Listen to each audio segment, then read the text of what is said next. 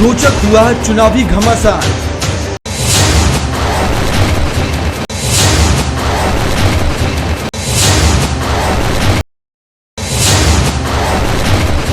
रोचक हुआ चुनावी घमासान।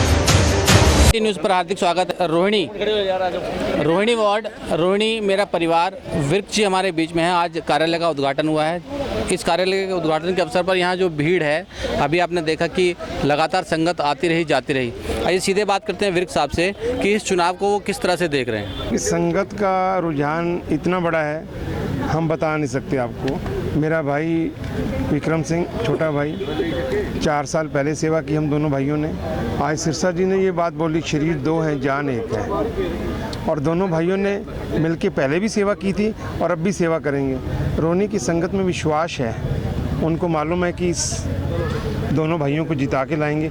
एक वोट से 2 मेंबर मिलेंगे इनको, जैसे पहले मिले थे अब की बार भी मिलेंगे। 2021 में, 2017 मिले थे, 2021 में मिले थे। संगत का रुझान एक तरफा है।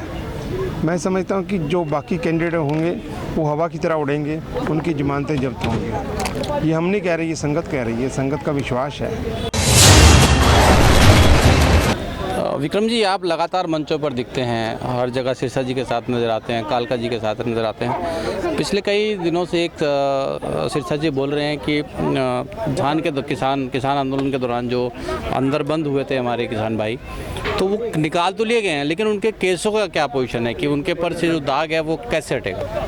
उनके जो केस चलते रहेंगे या कैसे? देखिए, मैं समझता हूँ कि आप इस बात से भली बातें परिचित होंगे कि करीबन 34-35 साल श्रोमणी अकाली दल ने ही लड़ाई लड़ी है 84 की, और करीबन 34 साल बाद हम इंसाफ दिला पाए हैं। तो आप इस चीज़ से तो डिटर्मिनेशन देखेंगे इस पार्टी की कि जो पंथक मसले हैं उनमें से वो सबसे आगे हैं, मानवता की सेवा में सबसे आगे हैं। अब जहाँ बात आपने करी किसानों की, तो मैं आपको उसी सिलसिले में बताता हूँ कि किसानों की अगर बाजू पकड़ी तो श्रोमणी अकाली दल ने सबसे आगे होकर पकड़ी, दिल्ली से गुरुद्वारा प्रबंधक कमेटी ने पकड़ी, और उसके साथ साथ हमारे को वकीलों ने भी पूरा साथ दिया। ये क्यों दिया? क्योंकि विश्वास था परिवारों को, और विश्वास था उन वकीलों के पैनल को भी कि ये पार्टी इनके साथ खड़ी रहेगी।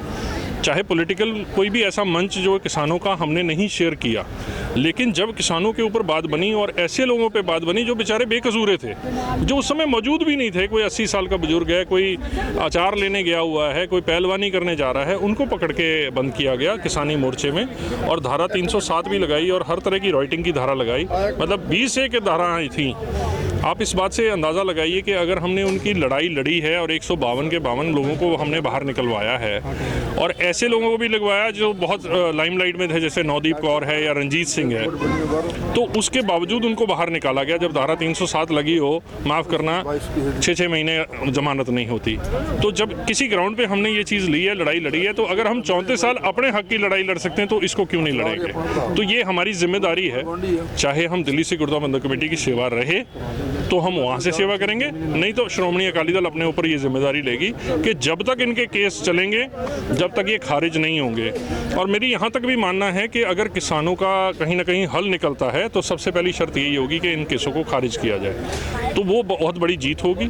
मुझे लगता है कि किसान जिस तरह से डटे हुए हैं, उसी आस के साथ हम लोग भी उनके साथ डटे हुए हैं, हर तरह से डटे हुए हैं। लंगर आज भी चल रहे हैं, सेवाएँ मेडिकल की आज भी चल रही हैं, और ये लीगल सेवाएँ हैं, ये भी चलती रहेंगी। आज भी हमारे इलाके से भी करीबन 4-5 लोगों को पकड़ा गया था जो बेचारे ब्रेड पकौड़े बांट रहे थे, पानी बांट रहे थे, जो लाल किले तक पहुंचे भी नहीं, उनको भी पकड़ लिया गया था।